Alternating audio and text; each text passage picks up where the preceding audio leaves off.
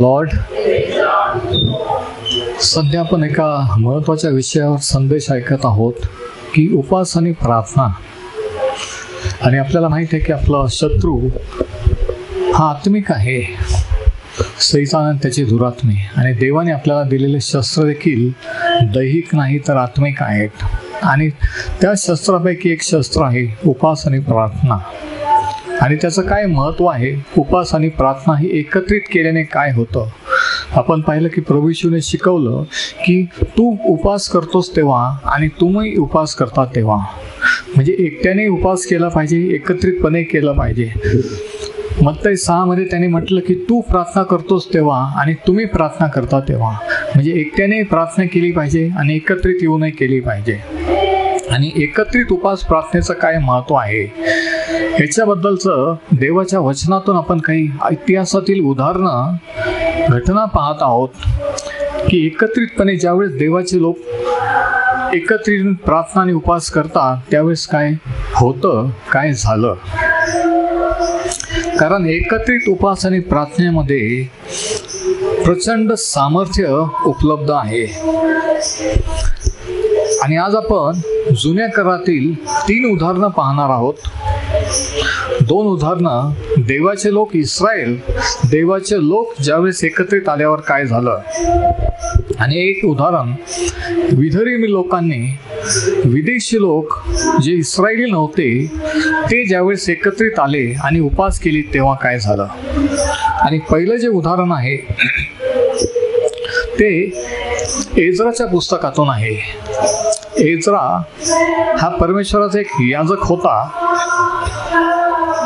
आणि त्याच्या काळामध्ये त्याने बंदिवासात गेलेल्या देवाच्या यहुदी लोकांना परत यरूशलेमेत आणलं.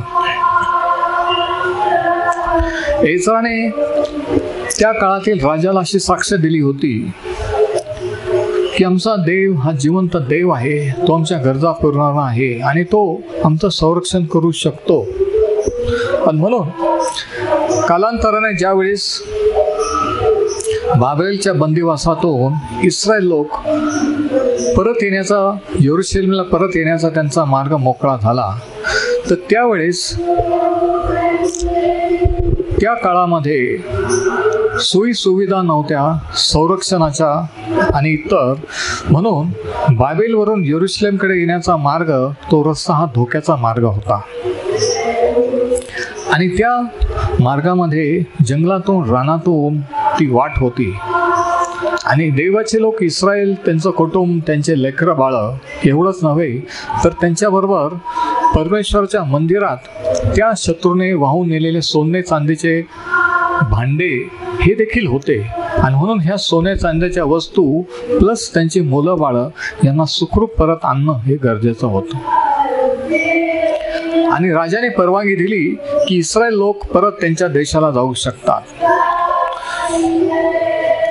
पण प्रॉब्लेम हा होता की एवढे लोक कुटुंबासकट आणि या सर्व वस्तू सामानासकट जाताना, त्यांच्याजवळ हे सोने चांदीच्या वस्तू असताना त्यांना संरक्षण कसे मिळेल. आणि त्यांच्यापुढं 2 पर्याय होते.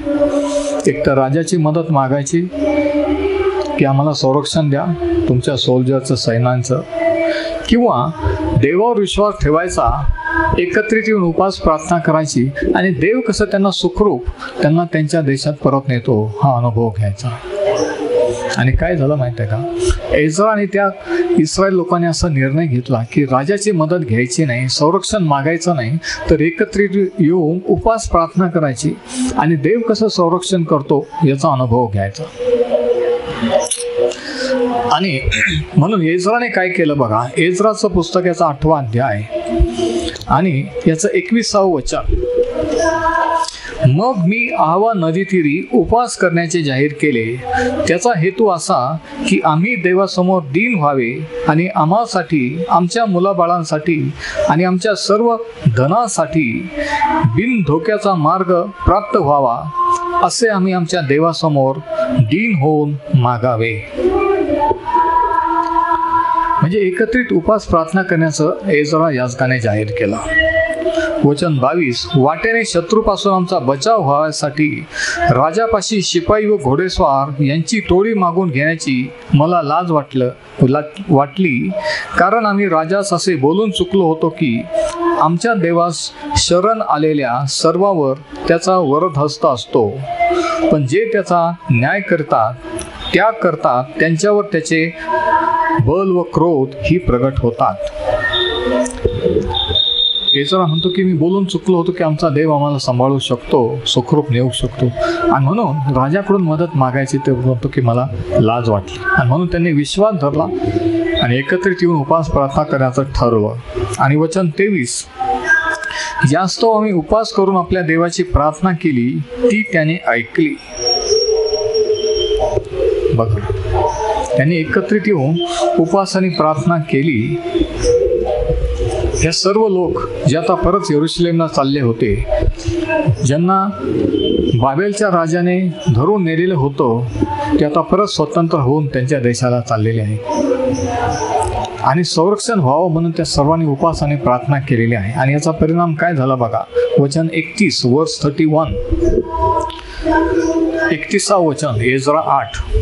पहिल्या महिन्याच्या द्वादशीस अहवा नदीपासून कूच करून आम्ही यरुशलेमाचा मार्ग धरला. आमच्या देवाचा वरदहस्त आमच्यावर असल्यामुळे त्याने शत्रूपासून वाटेत घात करण्यास टपून बसणाऱ्यापासून आमचे रक्षण केले. बघा किती विशेष आहे. उपवास प्रार्थना केल्याचा काही फायदा झाला का? हो.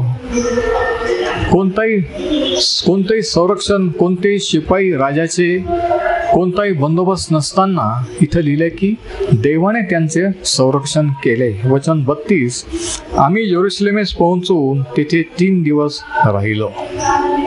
म्हणजे एकत्रित उपवास आणि प्रार्थना करण्याचा काय परिणाम झाला की त्यांचा प्रवास सुखरूप सुरक्षित झाला. त्यांना दरोडेखोरांपासून आणि कोणापासूनही काही त्रास झालेला नाही. आणि याच्यावर आपण काय धडा शिकू शकतो की आत्मिक शस्त्र ही दैहिक शस्त्रापेक्षा कितीतरी महत्वाची आहेत. दैहिक शस्त्र कोणची होती?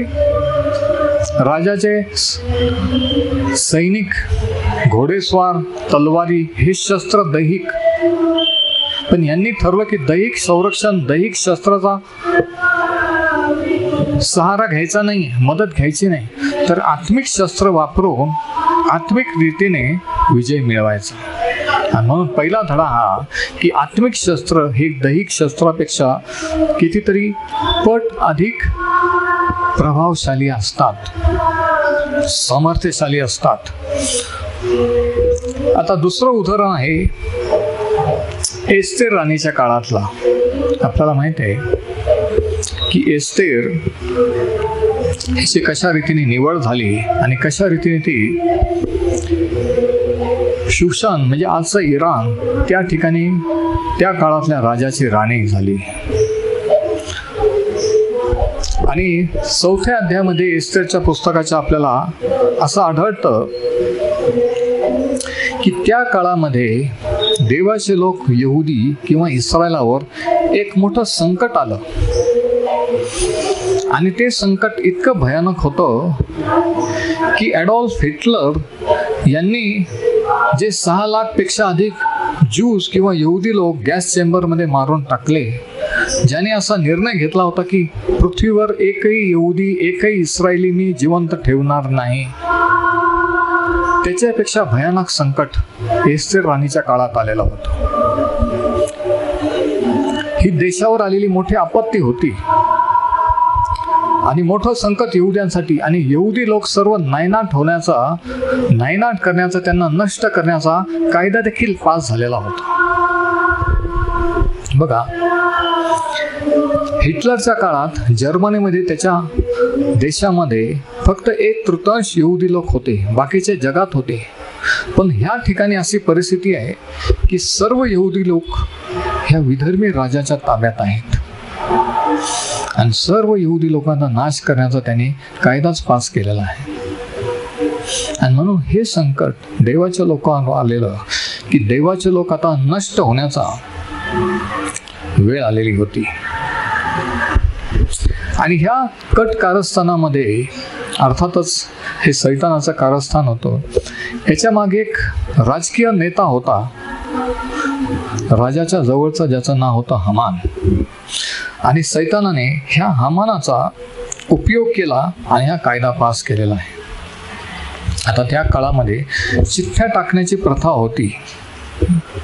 चिठ्ठ्या टाकून एखादा निर्णय, आणि ही चिठ्ठ्या टाकण्याची प्रथा ही ऑकल्टिझम, दैवी किंवा जादूटोणा किंवा मंत्रतंत्र अशा प्रकारचा तो प्रकार एक होता, चिठ्ठ्या टाकणं आणि योग्य चिठ्ठी निघाल्यानंतर त्याप्रमाणे करणं. आणि हामानाने चिठ्ठ्या टाकून म्हणजे दैवी शक्तीचा उपयोग करून राजाला फसवून यहुदी लोकांना नष्ट करण्याचा, इस्रायल लोकांना नष्ट करण्याचा हा कायदा राजाकडून पास करून घेतलेला होता.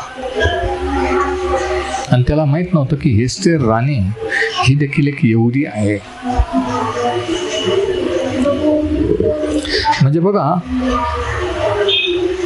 हा कायदा पास होणं, देवाच्या लोकांना संकटात आणणं, देवाच्या लोकांचा नाश करण्याचं कट कारस्थान करणं, ह्याच्या मागे सैतान आणि त्याचे दुरात्मे होते पडद्याआड. पण समोर कोण होता? राजकीय नेता हामान. म्हणजे चिठ्ठ्या टाकून हामानाने हा निर्णय घेतला, म्हणजे दैवी शक्तीने ह्या देवाच्या लोकांना मिटवण्याचा हामानाने निर्णय घेतलेला आहे. केवळ शस्त्राने नाही, दैवी शक्तीने, सैतानाच्या शक्तीने, मंत्रतंत्राच्या, जादूटोण्याच्या शक्तीने. म्हणून आता हे जे युद्ध होतं देवाच्या लोकांना लढायचं, हे आत्मिक युद्ध होतं. हे फक्त कायदे कानून विरुद्ध नव्हतं, हे फक्त कोर्ट कचेऱ्यात विरुद्ध नव्हतं, तर याच्या मागे पडद्याआड दैवी शक्ती होती की चिठ्ठ्या टाकल्या होत्या आणि मग हा कायदा पास करून मग हा निर्णय घेतलेला होता. आणि असं हे मोठं संकट आलेलं होतं. म्हणजे ही आत्मिक लढाई होती. म्हणजे काय की हामान नावाचा जो राज्यकर्ता, याने त्याच्या सैतानी शक्तीने, दैवी शक्तीने देवाच्या शक्तीला, देवाला जसं जणू काय आव्हान केलेलं होतं, चॅलेंज केलेलं होतं. म्हणजे ही लढाई देव आणि सैतान यांच्यामध्ये होती. आणि अशा वेळेस एस्तेरने काय केलं बघा. एस्तेरचं पुस्तक याचा 4था अध्याय आणि असं 15वं वचन, एस्तेर 4 आणि 15 इथं असं लिहिलेलं आहे. मग एस्तेरने मर्दखयास उलट निरोप पाठवला की जा, शूशन येथले सर्व यहुदी जमवा, माझ्याकरिता उपवास करा, 3 दिवस व 3 रात्र अन्नोदक सेवू नका. मी आपल्या दासीसह तसाच उपवास करीन. असल्या स्थितीत नियमाविरुद्ध मी आत राजाकडे जाईन, मग मी मेले तर मेले.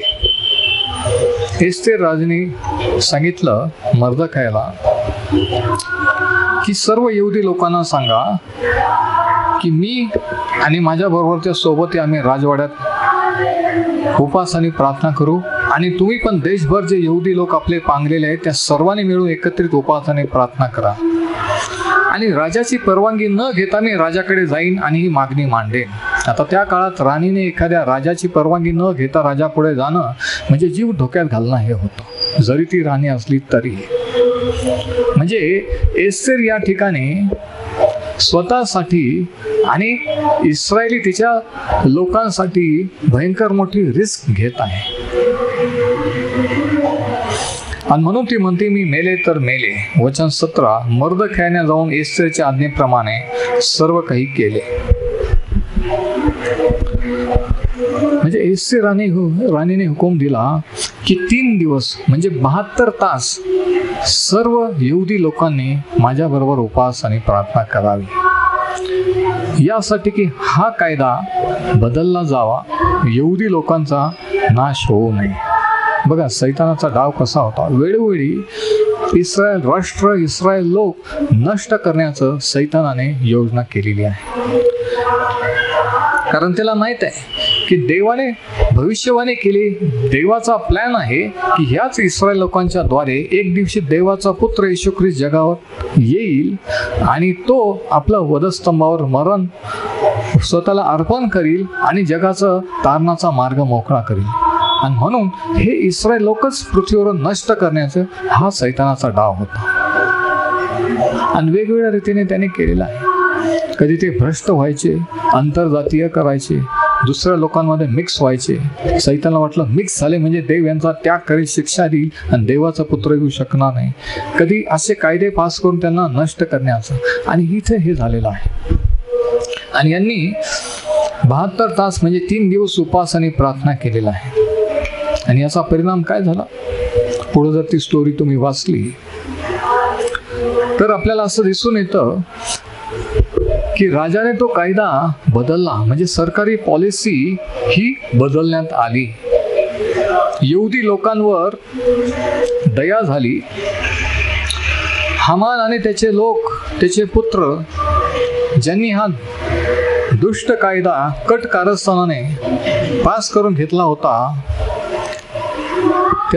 त्याला शिक्षा झाली आणि हामान आणि त्याचे पुत्र हे फासावर लटकवण्यात आले. ते नष्ट झाले. मर्दखाय आणि एस्थेर हे त्या काळचा इराण, आजचं इराण, त्या काळातला शुशान किंवा पारस देश याच्यातले महत्वाचे 2 व्यक्ती झाले.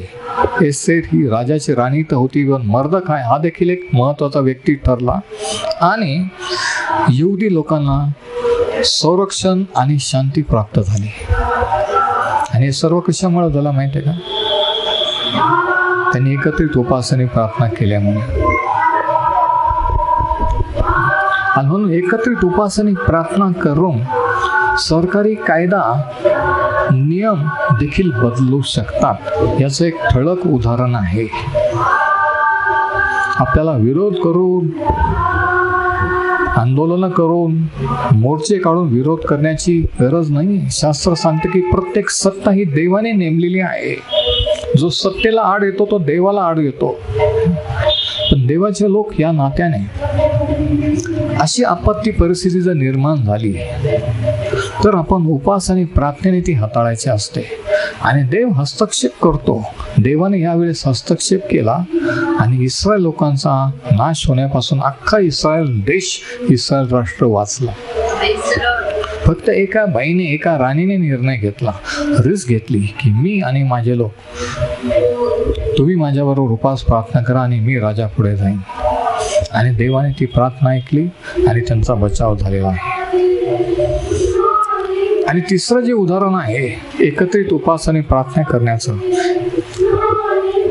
हे 2 उदाहरणं इस्रायल लोकांनी उपवास प्रार्थना करून, म्हणजे देवाचे लोक ज्यावेळेस उपवास प्रार्थना करून एकत्रित येतात तेव्हा काय होऊ होतं हे आपण पाहिलं. मागच्या आठवड्यात एक उदाहरण पाहिलं, यहोशाफाट राजा आणि इस्रायल लोक ज्यावेळेस 3 वेगवेगळ्या देशाचे राजे चाल करून आले तेव्हा काय झालं. पण आता पुढचं जे 4थं उदाहरण आहे, हे विधर्मी लोक ज्यावेळेस देवावर विश्वास ठेवून उपवास आणि प्रार्थना करतात तेव्हा काय होतं हे आपण पाहूया.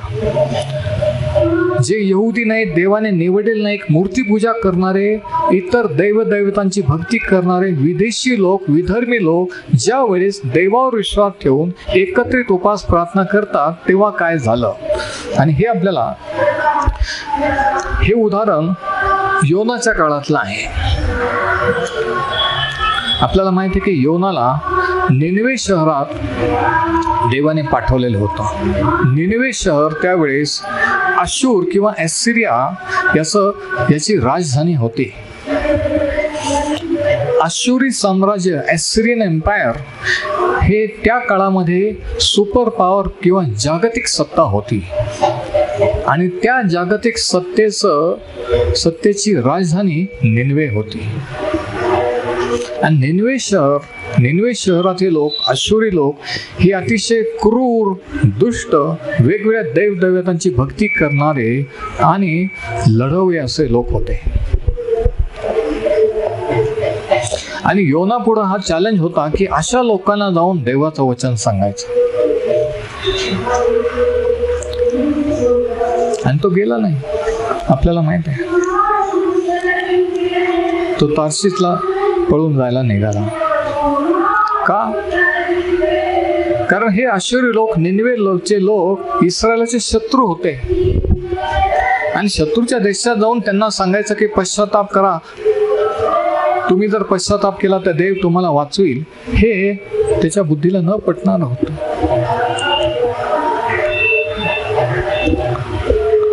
आणि म्हणून तो जायला तयार नव्हता. आणि जर समजा धैर्य करून गेला आणि समजा जर त्याला शत्रू म्हणून त्या लोकांनी मारून टाकलं तर? वेगवेगळे कारणं होती आणि म्हणून योनाने जाण्याचं रद्द केलं. तो तार्शीसला जायला निघाला, पण देवाने त्याला शासन केलं, परत दुसरी संधी दिली आणि तो निनवे शहरात गेला. निनवे शहराचा पापाचा घडा भरून आलेला होता असं शास्त्र सांगतं. इतिहास हे सांगतो ज्या ज्या वेळेस एखाद्या देशाचा पापाचा घडा भरून येतो त्या त्यावेळेस तो देश नष्ट होत असतो, गुलामगिरीत जात असतो. आणि देशांची हिस्ट्री, देशांचा इतिहास जर स्टडी केला तर साधारण 200 वर्षापर्यंत एक देश टिकलेला आहे. 200 वर्षानंतर त्याचा चेंज झालेला. इतिहासाचा स्टडी करून बघा. आणि योना त्या ठिकाणी गेला, देवाने पाठवलेला आहे.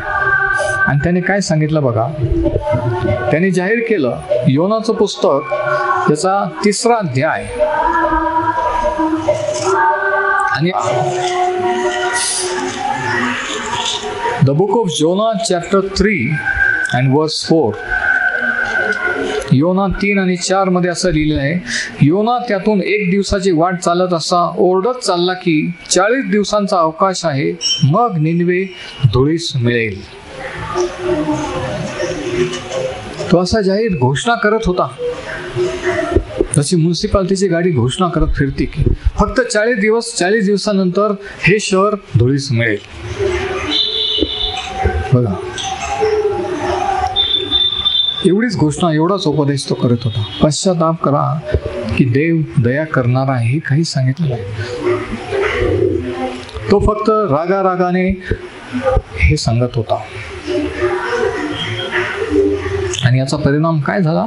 वचन 5. तेव्हा निनवेतील लोकांनी देवावर श्रद्धा ठेवली. आता निनवेचे लोक अतिशय दुष्ट, क्रूर, वेगवेगळ्या दैवतांची भक्ती करणारे आहेत. त्यांना इस्रायलचा आकाश पृथ्वीचा देव माहीत नाही आहे. ते क्रूर लोक आहेत. पण एवढं एकच वाक्य योनाने बोलल्यानंतर, घोषणा केल्यानंतर याचा परिणाम काय झाला की निनवेतील लोकांनी देवावर श्रद्धा ठेवली, त्यांनी उपास नेमला आणि श्रेष्ठापासून कनिष्ठापर्यंत सर्व गोंताट नेसले. आता लक्षात घ्या की इस्रायली नाही, हे विदेशी विधर्मी लोक आहेत. यांचे देव वेगळे आहेत. यांना इस्रायलचा देव माहीत नाही आहे. पण यांना धाक बसला की हा जो माणूस जे सांगतोय की निनवे शहराचा नाश देव करणार आहे 40 दिवसानंतर, हे त्यांना खरं वाटलं. किती वेळेस असं वाटतं, ज्यावेळेस देव आपल्याला त्याची सुवार्ता, त्याचं वचन गाजवायला सांगतो, आपल्याला वाटतं की कोणीच विश्वास ठेवणार नाही. योनालाही तसं वाटलं असेल, पण त्याने सांगितलं. आणि आश्चर्याची गोष्ट अशी की ह्या लोकांनी विश्वास ठेवला तर ठेवला. त्यांनी उपास जाहीर केला, गोंताट नेसून ते शोक करू लागलेले आहे. किती विशेष आहे का? वचन 6. निनवेच्या राजाला हे वर्तमान समजले, तेव्हा तो आपल्या आसनावरून उठला आणि आपल्या अंगातला झगा काढून गोंताट नेसून राखेत बसला. राजापर्यंत बातमी गेली की इस्रायलचा एक संदेश आला आणि त्याने सांगितले की आपलं शहर 40 दिवसानंतर आपला नाश होणार आहे. राजापर्यंत बातमी गेली की लोक उपास प्रार्थना करायला लागले, त्या देवाचा धावा करायला लागलेले आहेत, सगळे शोक करायला लागलेले आहेत. आणि राजाने कोणताही प्रश्न न विचारता, कोणतीही चर्चा न करता, चौकशी न करता त्याने देखील अंगरखा काढला आणि तो देखील उपास प्रार्थना करून शोक करू लागला. बघा, वचन 7 आणि एवढंच नाही, आणखी काय केलं बघा त्याने. 7वं वचन बघा, योनाचं पुस्तक 3रा अध्याय आणि 7वं वचन. त्याने जाहीरनामा काढून आपला व आपल्या सरदारांचा राजा असा ठराव निनवेभर प्रसिद्ध केला की कोणी माणसाने, पशुने, गुराढोरांनी व शेरडा मेंढराने काही चाकू नये, खाऊ नये, पिऊ नये, तर मनुष्याने व पशुने गोंताट नेसावे. देवाचा मोठ्याने धावा करावा आणि प्रत्येकाने आपापल्या कुमार्गापासून, आपल्या हाताच्या जुलमापासून मागे फिरेल. देव कदाचित वळेल व अनुताप पावेल आणि आपला संतप्त क्रोधापासून परावृत्त होईल, म्हणजे आपला नाश होणार नाही. राजाने ठराव पास केला, जाहीरनामा काढला आणि हा कायदा केला की सर्वांना कंपल्सरी केलं. जनावर आणि माणसं, तरुण आणि वयस्कर या सगळ्यांनी कंपल्सरी जबरदस्तीने सगळ्यांनी उपवास करावा, शोक करावा. कारण हे विदेशी लोक आहे, प्रार्थना कशी करायची यांना माहीत नाही, पण ते पश्चाताप करत आहेत. त्यांनी स्वतःला लीन केलेला आहे, त्यांनी उपवास जाहीर केलेला आहे. आणि तो राजा म्हणतो की कदाचित देव आपलं मन बदलेल आणि आपल्याला जी शिक्षा द्यायची, आपला जो नाश करायचा ठरवलाय, आपला जो न्याय करणार आहे, कदाचित तो त्याचं मन बदलेल, कदाचित आपण वाचू. तर बघा, त्यांना माहीत नाही की काय होणार आहे, पण त्याचा विश्वास आहे की असं होऊ शकतं. ते मनापासून त्या देवाला शरण आलेले आहेत, ते उपवासाने प्रार्थना करायला लागलेले आहेत. आणि हे सर्व विधर्मी लोक आहेत. आणि याचा परिणाम काय झाला बघा. 10 वचन, योना 3 आणि 10. देवाने त्यांचे वर्तन पाहिले, म्हणजे अर्थात ते आपल्या कुमार्गापासून वळले आहेत हे पाहिले. म्हणजे बघा, नुसताच उपास, नुसतंच राग फसली नाहीये, तर जी दुष्टता त्याच्यापासून ते वळलेले आहेत, निर्णय घेतलेला आहे. तेव्हा त्यांच्यावर अरिष्ट आणीन असे जे तो म्हणाला होता, त्याविषयी तो अनुताप पावला आणि त्याने, म्हणजे देवाने त्यांच्यावर ते आणले नाही.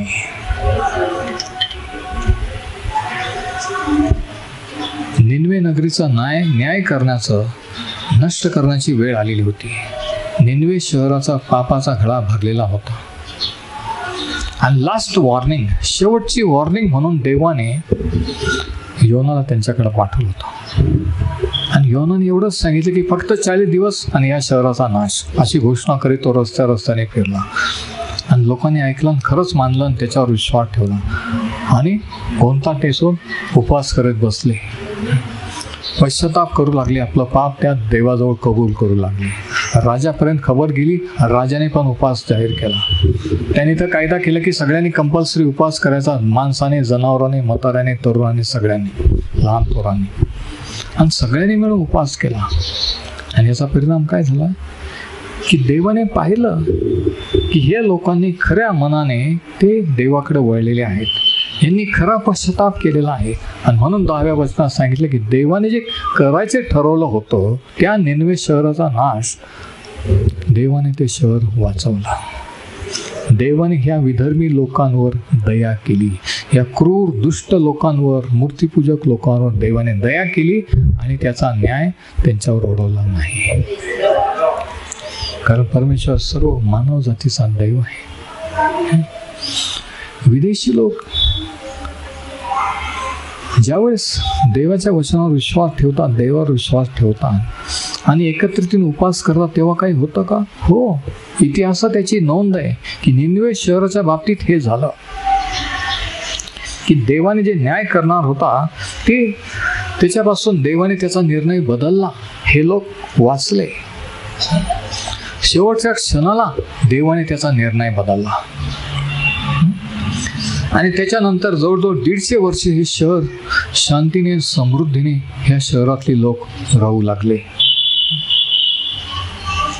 आणि शेवटी इतिहासात सांगितलेलं आहे की इसवी सन 612 मध्ये नाहूम आणि सफन्या संदेष्टाने भविष्यवाणी केल्यानुसार निनवे शहराचा नाश झाला.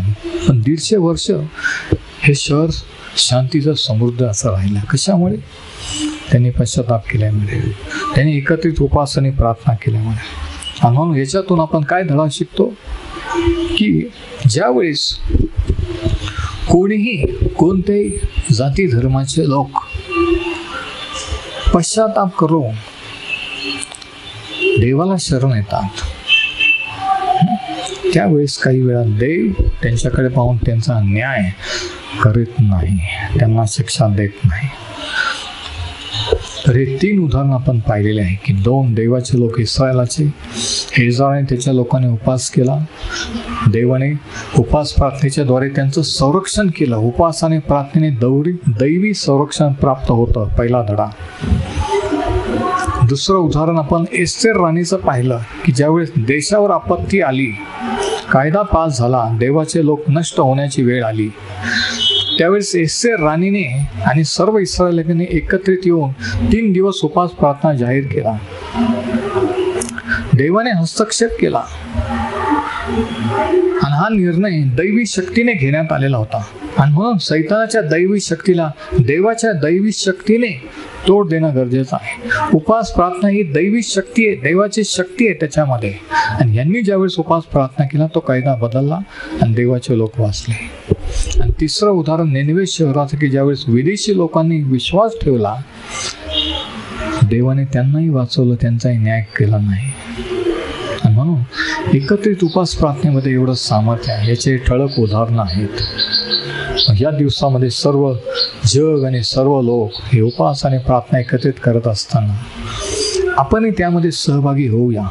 आणि एकत्रित उपवास आणि प्रार्थनेने काय होतं, किती सामर्थ्य, कसं सैतानी शक्तींवर, कसं चुकीच्या कायद्यांवर, चुकीच्या कटकारस्थांवर आपण विजयी होऊ शकतो, याचा आपण अनुभव घेऊया. परमेश्वर हे वचन आशीर्वादित करो. हालेलुया.